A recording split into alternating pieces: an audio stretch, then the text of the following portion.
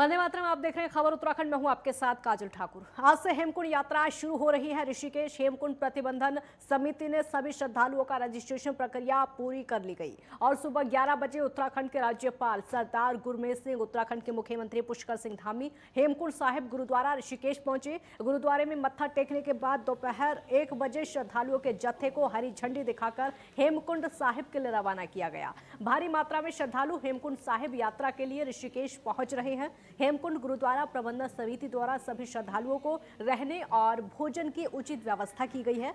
और वहीं श्री हेमकुंड साहिब गुरुद्वारा ऋषिकेश में भी सभी हेमकुंड जाने वाले श्रद्धालुओं के रजिस्ट्रेशन की प्रक्रिया की जा रही है। भारी मात्रा में लोग हेमकुंड साहिब यात्रा के लिए गुरुद्वारे में आ रहे हैं। पुलिस द्वारा सुरक्षा के कड़े इंतजाम किए हुए हैं। इस दौरान सीएम धामी ने कार्यक्रम को संबोधित किया।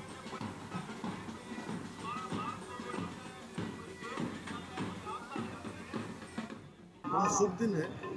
आज से यात्रा हेमकुंड साहिब के लिए प्रारंभ हो रही है।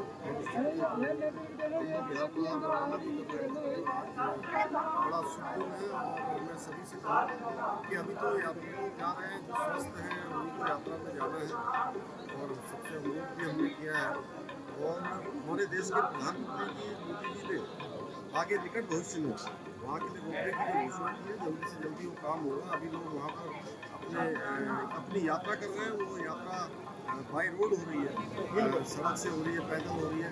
आने वाले समय में ये यात्रा जो है रोपवे के माध्यम से भी होगी। हमारा उद्देश्य है कि सभी के लिए यात्रा अच्छी हो, यात्रियों के लिए भी अच्छी हो और यहाँ के जो हमारे व्यापारी लोगों की अच्छी हो, उसके लिए जो भी समुचित प्रबंध हो सकते हैं। गुरुद्वारा साहब से जो यात्री हैं, श्रद्धालु हैं, जो पहला जत्था है वो हेमकुंड साहिब जा रहा है, ये हम सब के लिए, पूरे उत्तराखंड के लिए बहुत सौभाग्य का दिन है, बहुत हर्ष और उल्लास का दिन है कि पहले यात्री जो है वो यहाँ से जा रहे हैं। देखिए, अभी 4 धाम की यात्रा चल रही है। ये प्रभु का, शिव जी का सबसे बड़ा आशीर्वाद है। और आज से जो यात्री चलेंगे, ये 22 तारीख से हेमकुंड साहिब में जाएंगे। और हेमकुंड साहिब का जो तप भूमि है, तपस्या का जो चिन्ह है, वहां से जो आस्था आती है वो पूरे देश के लिए बहुत अलग है।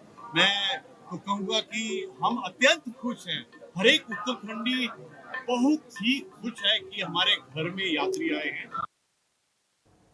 मुख्यमंत्री पुष्कर सिंह धामी की उपस्थिति में उत्तराखंड सरकार और भारत पेट्रोलियम कॉर्पोरेशन लिमिटेड के मध्य एमओयू पर हस्ताक्षर किए गए हैं। उत्तराखंड सरकार की ओर से सचिव ऊर्जा आर मीनाक्षी सुंदरम और भारत पेट्रोलियम कॉर्पोरेशन लिमिटेड की ओर से मुख्य महाप्रबंधक नवीनीकरण ऊर्जा शैली अब्राहिम समेत अधिशासी निदेशक अमित गर्ग ने हस्ताक्षर किए। इस अवसर पर अपर मुख्य सचिव उत्तराखंड राधा रतूड़ी, बीपीसीएल के CNMD अरुण सिंह और उनके अलावा निदेशक सुखमल जैन समेत अन्य अधिकारी मौजूद रहे। आपको बता दें कि सीएम आवास में आयोजित कार्यक्रम में राज्य में नवीनीकरण और अन्य परियोजनाओं के विकास समेत 100% वित्तीय निवेश किए जाने के लिए ये MOU किया गया है।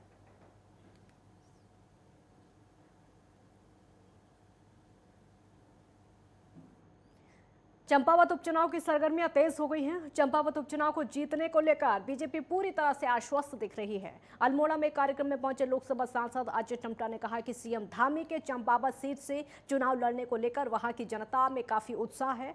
सांसद ने कहा कि सीएम धामी को जिताने के लिए कांग्रेस के लोग भी बीजेपी के साथ खड़े हैं। सांसद टम्टा ने कहा कि प्रदेश में 2022 से पहले हुए चुनाव में कभी भी किसी दल की सरकार रिपीट नहीं हुई, लेकिन धामी सरकार ने 6 महीने के भीतर प्रदेश में जो काम किए हैं उसी का परिणाम रहा कि बीजेपी ने न सिर्फ सरकार रिपीट की बल्कि मिथ्या को भी तोड़ा है। सांसद टम्टा ने कहा है कि चंपावत उपचुनाव को बीजेपी रिकॉर्ड वोटों से जीतकर इतिहास बनाएगी और चंपावत विधानसभा के विकास की धारा आगे बढ़ेगी। की चुनाव में मैं लगातार बना हूं और आज ही कल रात ही में आया हूं। मैं अभी चंपावत को निकलने वाला हूं, क्योंकि चंपावत विधानसभा के अंदर जो उत्साह वहां के लोगों के अंदर दिख रहा है और लगातार बहुत वरिष्ठ कांग्रेस के लोग भी भारतीय जनता पार्टी के साथ खड़े हैं। और उसके पीछे एक कारण है कि ऐसा मौका कोई नहीं खोना चाहता कि वो अपना मतदान मुख्यमंत्री जी के पक्ष में दे। वो अपने मतदान को मुख्यमंत्री जी के पक्ष में देना चाहते हैं। और 6-6.5 महीने के कालखंड के अंदर पुष्कर धामी सरकार ने मोदी जी के सहयोग के माध्यम से, मोदी जी की योजनाओं को आगे बढ़ाने के माध्यम से जो विकास कार्य किए, उसका प्रतिफल है कि उत्तराखंड राज्य के अंदर कभी भी सरकार रिपीट नहीं हुई। और चुनाव का प्रबंध समिति का संयोजक होने के नाते से मैं कह सकता हूं कि पहली बार राज्य बनने के बाद भारतीय जनता पार्टी की सरकार भी रिपीट हुई और बहुत सारी मिथ्याएं भी टूटी और उस रिकॉर्ड को भी हमारी सरकार तोड़ेगी। चमोली जिले के पर्यटन नगरी ग्वालदम में चल रहे भाजपा के 3 दिवसीय जिला प्रशिक्षण शिविर का गुरुवार को विधिवत समापन हो गया। शिविर के समापन सत्र में प्रमुख वक्ता भाजपा के प्रदेश महामंत्री सुरेश भट्ट और भाजपा प्रदेश संगठन मंत्री कुलदीप कुमार रहे। शिविर में चमोली भाजपा के कार्यकर्ताओं के साथ पार्टी की रीति नीति के साथ ही संगठन के कई अंगों इकाइयों की जरूरत और संगठन विस्तार पर चर्चा की गई। साथ ही भाजपा सरकार द्वारा चलाए जा रहे जन कल्याणकारी योजनाओं को आम जन तक पहुंचाने और इन जन कल्याणकारी योजनाओं से देश के हर एक तबके तक इसका लाभ पहुंचाने के लिए कार्यकर्ताओं को बढ़ चढ़कर आगे आने की बात कही।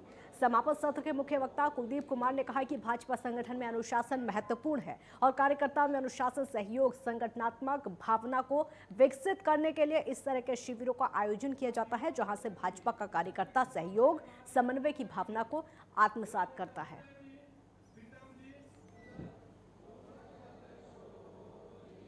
भारतीय जनता पार्टी के सभी जिलों में निश्चित कार्यकर्ताओं का प्रशिक्षण तय हुआ था और उत्तराखंड में चुनाव होने के कारण हमारा प्रशिक्षण में कुछ विलंब हुआ है।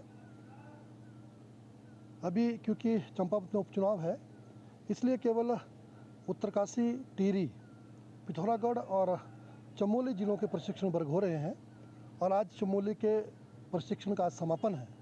अंतिम सत्र में मुझे रहना है। कुल मिलाकर के विभिन्न प्रकार के विषय अपने कार्यकर्ताओं के बीच में जाएं और उनको ठीक से जानकारी अपने विषयों की हो सके, जिससे जनता के बीच में जाकर के संगठन को जनता के बीच में जाकर के किस प्रकार से समन्वय करना है और संगठन को मजबूत करने के लिए हमें क्या करना है, इस बात को लेकर के उनका कॉन्सेप्ट क्लियर हो। इसलिए हम लोग जिला स्तर पर प्रशिक्षण वर्क कर रहे हैं। इससे पूर्व मंडल स्तर पर सभी 252 मंडलों में हमने प्रशिक्षण पूरे किए। यह जनता पार्टी का ये निरंतर चलने वाला कार्यक्रम है और इसके तहत जो हमारे जनपद चमोली के जो हमारे कार्यकर्ता हैं, जो हमारे मंडल, जिला और सभी जो हमारे पदाधिकारी हैं, कार्यकर्ता हैं, उन लोगों को एक जो पार्टी का एक रीति नीति और जो विभिन्न आयामों के माध्यम से जो प्रशिक्षण दिया जाता है, निश्चित रूप से एक अतिरिक्त ऊर्जा लेकर के हमारे कार्यकर्ता यहाँ से जाते हैं और जो पार्टी की रीति नीति होती है और जो चिंतन देशव्यापी हो चाहे क्षेत्र का हो, इस पर बड़ी अच्छी जानकारी लेकर के यहाँ से हमारे कार्यकर्ता ऊर्जावान होकर के जाते हैं। जो जिला प्रशिक्षण वर्ग यहाँ चल रहा है ग्वालदम में, हमारा मंडल का सौभाग्य भी है कि ये कार्यक्रम यहाँ फिर दोबारा दूसरी बार जो है कि इस हमारे मंडल में हुआ और यहाँ का वातावरण और यहाँ की सुविधाएं जो हैं कि बहुत अच्छी रही और मैं आशा करता हूं कि आगे भी जो है कि इस मंडल में और भी कार्यक्रम होंगे। उत्तराखंड में हाल ही में हुए विधानसभा चुनाव में आम आदमी पार्टी भले ही तीसरे विकल्प के रूप में लड़ी हो, लेकिन आम आदमी पार्टी का प्रदर्शन चुनाव में अपेक्षा से भी कम रहा है। इस चुनाव में आम आदमी पार्टी ने अपना मुख्यमंत्री चेहरा कर्नल अजय कोठियाल को बनाया था। उम्मीद थी कि कर्नल अजय कोठियाल की छवि और केजरीवाल के दिल्ली मॉडल पर आम आदमी पार्टी उत्तराखंड में अपनी पकड़ मजबूत करने में कामयाब रहेगी, लेकिन ऐसा नहीं हो पाया। अब कर्नल अजय कोठियाल ने भी आम आदमी पार्टी से इस्तीफा दे दिया है। उनके इस्तीफे पर बयान देते हुए भाजपा के प्रदेश महामंत्री कुलदीप कुमार ने कहा है कि आम आदमी पार्टी उत्तराखंड में झूठ का पुलिंदा लेकर आई थी और उत्तराखंड में कई लोग आम आदमी पार्टी के झूठ के पुलिंदे से प्रभावित होकर आम आदमी पार्टी के साथ जुड़े, लेकिन अब धीरे धीरे सबको सच्चाई पता चल रही है और एक एक करके इस्तीफे भी आम आदमी पार्टी से लोग दे रहे हैं। वहीं कर्नल अजय कोठियाल के बीजेपी ज्वाइन करने के सवाल पर उन्होंने कहा कि ये कर्नल अजय कोठियाल जी ही तय करेंगे कि उन्हें अब किस पार्टी में जाना है, लेकिन अगर कोई भाजपा की रीति नीति से प्रभावित होकर भाजपा से जुड़ना चाहता है तो उसका पार्टी स्वागत करती है।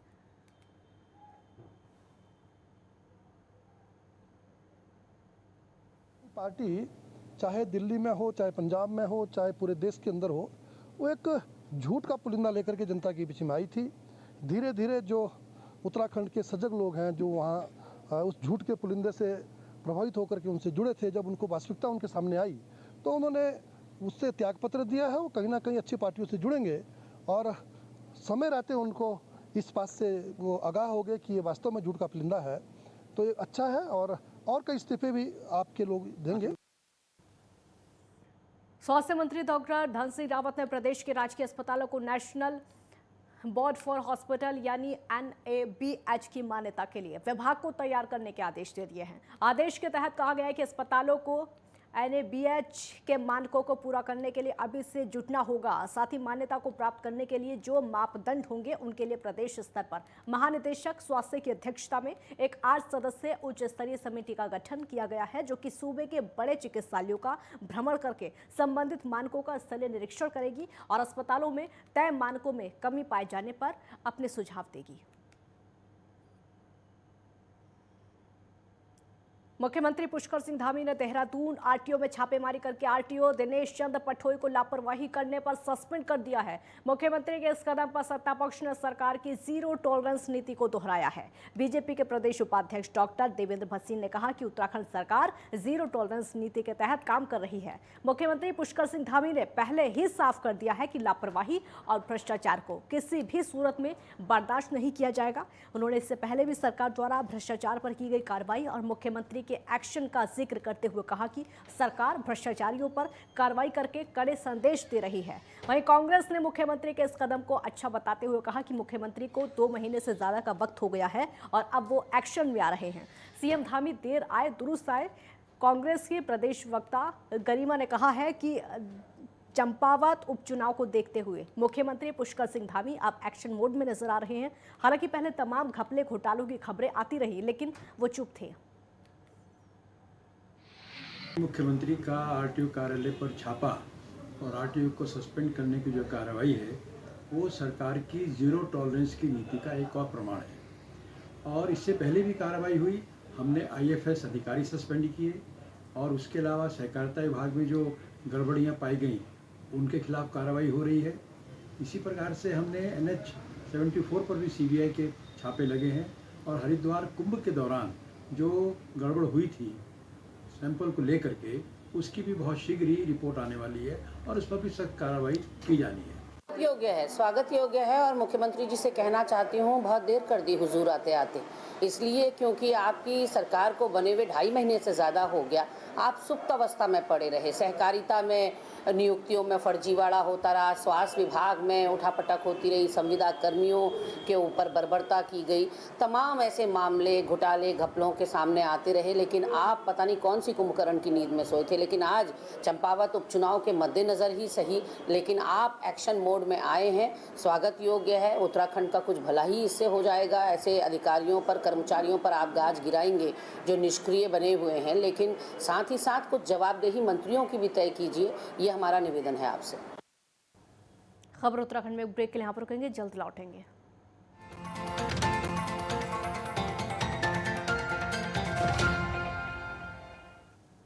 ब्रेक के बाद खबर उत्तराखंड में एक बार फिर स्वागत है आपका। उत्तरकाशी में यमुनोत्री धाम की सड़क धंसने से यमुनोत्री यात्रा प्रभावित हो गई है। यमुनोत्री धाम से 25 किलोमीटर पहले रानाचट्टी के पास में यमुनोत्री हाईवे का 15 मीटर हिस्सा धंस गया है, जिससे कि सड़क खोखली हो गई है और वहीं मार्ग टूटने के चलते वाहनों को एक एक करके अंदर भेजा जा रहा है। साथ ही बड़े वाहनों के लिए आवाजाही पूरी तरह से रोक दी गई है। खरादी और बड़कोट के बीच में लोगों के वाहनों की कतारें लग गई हैं।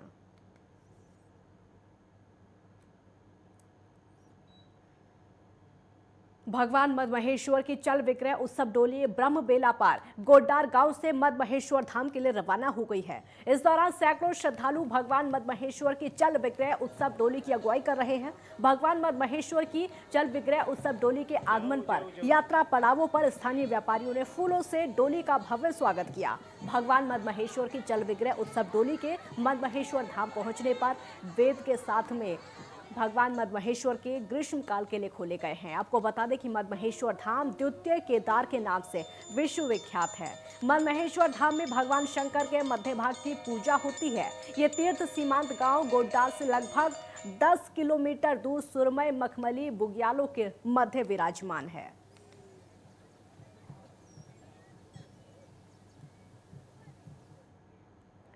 और वहीं चमोली में पंच केदारों के एक चतुर्थ केदार भगवान रुद्रनाथ के कपाट खुल गए हैं। कपाट खुलने के दौरान काफी संख्या में भक्त मौजूद रहे और आपको बता दें कि 17 मई को शीतकालीन गद्दे स्थल गोपीनाथ मंदिर के रुद्रनाथ के लिए उत्सव डोली रवाना हुई थी। डोली गंगोल गांव सगर होते हुए 18 मई को रुद्रनाथ पहुंची थी और आज ब्रह्म मुहूर्त में भगवान रुद्रनाथ के कपाट श्रद्धालुओं के लिए खोल दिए गए हैं। इस मौके पर हकूकधारियों और मुख्य पुजारियों समेत काफी श्रद्धालु वहां पर मौजूद रहे।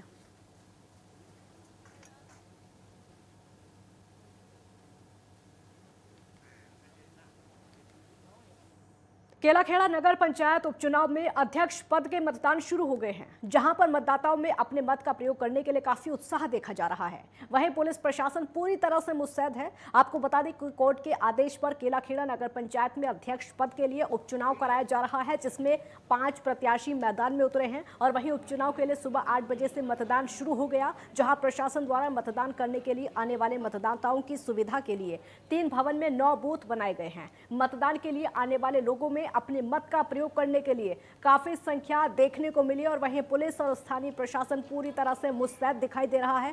इस दौरान एसडीएम ने बताया है कि उपचुनाव को लेकर सभी तैयारियां पूरी हैं और शांतिपूर्ण तरीके से मतदान किया जा रहा है। हाँ, नगर पंचायत केलाखेड़ा का आज उपचुनाव है अध्यक्ष पद हेतु, तो लोगों में काफ़ी उत्साह है क्योंकि बाई इलेक्शन पहली बार हो रहा है और 9 बूथ बनाए गए हैं। जिस 3 भवन है उसमें जीआईसी में 4 हैं और जो हमारा प्राथमिक विद्यालय है उसमें 3 हैं। नगर पंचायत भवन में 2 हैं। तो सुबह 8 बजे से शायद 5 बजे तक मतदान होना है। तैयारियां बहुत अच्छी हैं और सुरक्षा की व्यवस्था बहुत अच्छी है। पूरी टीम लगी हुई है। सेक्टर मजिस्ट्रेट हैं, जोनल मजिस्ट्रेट हैं और ऑब्जर्वर सर यहाँ उपस्थित हैं। तो और मेरे द्वारा सभी बूथों का निरीक्षण भी किया गया। हल्द्वानी के जिलाधिकारी धीराज गर्ब्याल ने 52 डाट नहर के पुनरुद्धार और सौंदर्यीकरण का जिम्मा उठाया है। आपको बता दें कि 52 डाट नगर का निर्माण ब्रिटिश काल के दौरान 1904 के आसपास किया गया था। नहर में 52 पिलर हैं, लिहाजा इसको 52 डाट नाम दिया गया है। इस नहर की लंबाई तकरीबन 1 किलोमीटर के आसपास है, जो कि फतेहपुर से लामाचौर तक गुजरती है और कई दर्जन गाँव की खेती को सिंचाई के लिए भाखड़ा नदी से पानी उपलब्ध कराती है। 52 डाट नहर से संचालित पुनरुद्धार और सौंदर्यीकरण के निर्माण कार्य का जो निरीक्षण है जिलाधिकारी ने किया है। निरीक्षण के दौरान जिलाधिकारी ने कहा है कि नहर का पुनरुद्धार कार्य जल्द पूरा किया जाएगा, इससे कि बरसात के दिनों में दर्जनों गांव को सिंचाई के लिए पर्याप्त मात्रा में पानी मिल सकेगा। 52 डाट नहर में पुनरुद्धार और सौंदर्यीकरण के लिए डीएम ने जिला योजना से 78 लाख की धनराशि स्वीकृत की है। जिलाधिकारी ने संस्था को गुणवत्ता और मानक का विशेष ध्यान रखते हुए पारदर्शिता से निर्माण कार्य पूरा करने के निर्देश दिए हैं। साथ ही जल्द से जल्द नहर की सफाई करने को कहा है, जिससे कि स्थानीय जनता को पर्यटन का लाभ मिल सके और आम जनता इसके महत्व को समझ सके।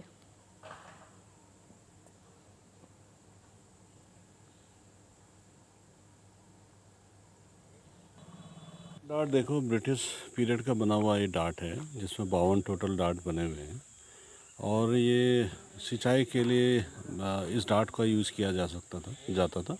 तो ये एक्वाडक्ट उन्होंने बनाया था 1904 के करीब में। तो अब बहुत ही ख़राब स्थिति में था, तो हमने सोचा कि क्यों ना इसको हम रेस्टोर कर दें और सिंचाई के लिए पूरी सफाई कर दें हम इसकी, और आगे भी जो गांव में जो भी सिंचाई के गोल वूल इनके बने हैं उसकी भी सफाई कर दें, ताकि आगे की तरफ लामाचौड़ की तरफ उस तरफ जहाँ पहले सिंचाई होता था वहाँ तक बरसात के समय में पानी पहुँचे। और साथ ही साथ यहाँ के लोकल्स के लिए, क्योंकि हल्द्वानी में लोकल्स के इधर उधर जाने के लिए, रिक्रिएशन के लिए ऐसी कोई चीज़ें बनी नहीं हैं। अल्मोड़ा के विकासखंड सियालदे के अरमोली गधेरे में बादल फटने जैसे हालात देखने को मिले हैं। अरमोली गधेरे में इतना तेज पानी आ गया कि देघाट बूगीधार मोटर मार्ग का बड़ा हिस्सा बह गया। मोटर मार्ग पर बने 3 स्थानों पर पुलिया बह गई, जबकि बड़े हिस्से में कई ग्रामीणों के खेतों में पानी से खेत बर्बाद हो गए हैं। पानी का बहाव इतना ज्यादा तेज था कि सड़क के पास से गुजर रही देघाट बाजार और देघाट भरसोली पेयजल योजना का बहुत बड़ा हिस्सा भी पूरी तरह से क्षतिग्रस्त हो चुका है। सड़क का बड़ा हिस्सा बहने से देघाट मोटर मार्ग अवरुद्ध होने से गढ़वाल के दर्जनों वाहन उसमें फंस गए हैं और मोटर मार्ग पर यातायात ठप हो गया है, जबकि बहुत बड़े क्षेत्र में किसानों के खेत भी बह गए हैं। देघाट बाजार पेयजल योजना का बड़ा हिस्सा बह जाने से पेयजल योजना भी क्षतिग्रस्त हो चुकी है। इस मोटर मार्ग पर बने हुए कई कलमट और पुलिया बह चुकी हैं। ग्रामीणों ने विभाग से जल्द मोटर मार्ग सुचारू करने के लिए पेयजल लाइन ठीक करने और खेतों को हुए नुकसान का जायजा लेकर प्रशासन से सहायता की मांग की है। और वहीं उप जिलाधिकारी द्वारहाट जयवर्धन शर्मा का कहना है कि देघाट क्षेत्र के घटघाट मोटर मार्ग को सुचारू करने लोक निर्माण विभाग ने जेसीबी को बुलाया है। जल्द मार्ग सुचारू कर दिया जाएगा। ग्रामीणों के खेतों के नुकसान का आकलन करके सहायता की जाएगी। अध्यक्ष भारतीय जनता पार्टी सियालदे, आज हमारे विकासखंड सियालदे के अंतर्गत देघाट के पास देघाट मूंगीधार मोटर मार्ग में सुरमोली ग्राम पंचायत के पास जो एक हमारा अरमोली गधेरा है, इसके आसपास जो भावर और सदे महगांव घुमती के मध्य एक ऐसी मूसलाधार तेज वर्षा हुई कि मानो कि बादल फटने की जैसी दशा पैदा हुई और जिस गधेरे से इतना तेजी से पानी बह करके आया कि जो हमारा देघाट मूंगीधार मोटर मार्ग है उसका जो घटगाड़ के पास अरमोली के पास वाला क्षेत्र सारी सड़क बह करके लगभग हमारी 3 लोक निर्माण विभाग की 3 छोटी छोटी पुलियाएं बह चुकी हैं। देघाट बाजार और भरसोली कोटसारी की पूरी पेयजल लाइन दर्जनों पाइप और पूरी लाइन ध्वस्त हो चुकी है। मुख्य सचिव डॉक्टर एस एस संधू ने गुरुवार को श्री केदारनाथ में चल रहे निर्माण कार्यों का संबंधित अधिकारियों के साथ स्थलीय निरीक्षण करके जायजा लिया। मुख्य सचिव ने निरीक्षण के दौरान कार्यदायी संस्था के अधिकारियों को निर्देश दिया है कि केदारपुरी में जो भी निर्माण कार्य किए जा रहे हैं उन कार्यों में तेजी के साथ गुणवत्ता का विशेष ध्यान रखा जाए। साथ ही ये भी कहा कि श्री केदारनाथ में यात्रियों की सुविधाओं के दृष्टिगत हर संभव व्यवस्थाएं की जाएं। केदारनाथ धाम में जो भी निर्माण कार्य किए जा रहे हैं उन कार्यों से केदारनाथ धाम में दर्शन करने आ रहे तीर्थयात्रियों को कोई असुविधा ना हो, इसके लिए निर्माण सामग्री को सुव्यवस्थित ढंग से रखने के निर्देश दिए हैं। मुख्य सचिव ने केदारनाथ धाम में बनाए जा रहे वाटर एटीएम के कार्यों में तेजी लाने के निर्देश दिए हैं और संस्था को दे दिए गए हैं। निरीक्षण के बाद मुख्य सचिव ने केदारनाथ के दर्शन करके पूजा अर्चना की और प्रदेश की प्रगति और खुशहाली के लिए प्रार्थना की। आज हम आए थे यहाँ जो पुनर्निर्माण का कार्य चल रहा है तो उसकी प्रगति देखने और कुछ निर्णय बाकी थे वो निर्णय करने के लिए, और देख के काफ़ी प्रसन्नता हुई कि बहुत ही अच्छी गति से काम चल रहा है और काफ़ी कार्य जो हैं वो इसी सीज़न में पूरे हो जाएंगे, जबकि इतने ऊंचाई पे इतनी गति से पहले कभी काम नहीं हुआ। विश्व प्रसिद्ध जिम कॉर्बेट नेशनल पार्क आने वाले पर्यटकों के लिए अच्छी खबर है। जिम कॉर्बेट नेशनल पार्क में 12 साल तक के बच्चों का प्रवेश निःशुल्क होगा। और आपको बता दें कि कॉर्बेट टाइगर रिजर्व के साथ ही प्रदेश के सभी टाइगर रिजर्व में अब 12 साल तक के बच्चों के पार्क में अंदर निःशुल्क एंट्री होगी। इस संबंध में सरकार ने शासनादेश जारी कर दिया है। कॉर्बेट टाइगर रिजर्व के निदेशक नरेश कुमार ने बताया कि उत्तराखंड के टाइगर रिजर्व नेशनल पार्क, वन्यजीव अभ्यारण्य, कंजर्वेशन रिजर्व, चिड़ियाघर नेशनल पार्क में 12 साल तक के बच्चों को निःशुल्क प्रवेश दिया जाएगा। उन्होंने ये भी कहा कि शासनादेश के क्रम में कॉर्बेट टाइगर रिजर्व के समस्त पर्यटक जोनों में 12 साल तक के बच्चों को नियम के अनुसार निःशुल्क प्रवेश दिया जाएगा। मुख्यमंत्री पुष्कर सिंह धामी ने देहरादून में इसकी घोषणा की है। 14 अक्टूबर 2021 को इसको लेकर शासन को निर्देश जारी किए गए थे। इस घोषणा को अमल में लाने के लिए अपर प्रमुख वन संरक्षक नियोजक और वित्तीय प्रबंधन की ओर से 17 नवंबर 2021 को प्रस्ताव पेश किया गया था। 7 मार्च 2022 को वित्त विभाग की ओर से इसकी सहमति प्रदान की गई, जिसके बाद शासन की ओर से इस संबंध में फैसला लिया गया। ये माननीय मुख्यमंत्री जी द्वारा घोषणा की गई थी कि 12 साल तक के बच्चों को टाइगर रिजर्व, नेशनल पार्क, चिड़ियाघर, नेचर पार्क, इनमें निःशुल्क प्रवेश की मतलब अनुमति दी थी। तो उस संबंध में शासन आदेश जारी हुआ था और हमने भी अपना कार्यालय आदेश अपने अधीनस्थ कार्यालयों को जारी किया है कि 12 साल तक के बच्चों को कॉर्बेट टाइगर रिजर्व में निःशुल्क प्रवेश की अनुमति। खबर उत्तराखंड में फिलहाल इतना ही। आप देखते रहिए नेटवर्क 10। जय हिंद।